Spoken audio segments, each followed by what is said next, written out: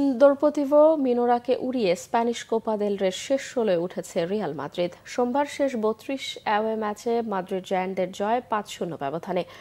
আর্দা গিলের জোড়া গোলের সঙ্গে আরও একটি করে গোলে ফেদে ভালভার্দে ও এরদোয়া কামাভিঙ্গা ও লুকা মদ্রিচের। খেলা সম্প্রচারের জন্য অবকাঠামোগত সুবিধা না থাকায় নিজেদের মাঠে খেলতে পারেনি চতুর্থ স্তরের এই ক্লাবটি। বিকল্প হিসেবে বেছে নেওয়া হয় কার্তাহেনোভা স্টেডিয়ামকে। শক্তি সামর্থ্যে যোজন যোজন পিছিয়ে থাকা মিনোরার বিপক্ষে রিয়াল কোচ কার্লো আনসেলোত্তি শুরুর একাদশে প্রথম পছন্দের কোনো ফরওয়ার্ডকেই রাখেননি। তবে ম্যাচ শুরুর ৫ মিনিটেই রিয়ালকে এগিয়ে নেয় ভালভার্দে।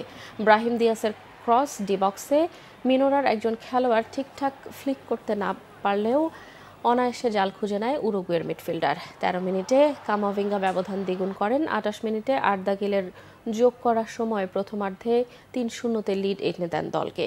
আক্রমণাত্মক ফুটবলে দ্বিতীয়ার্ধেও প্রতিপক্ষের প্রবল চাপ ধরে রাখে রিয়াল। ৫৫ মিনিটে মাদ্রিজ, ৮৮ মিনিটে গিলের গোল করে বড় জয়ের স্বস্তিতে ভাসায় অতিথি শিবিরকে।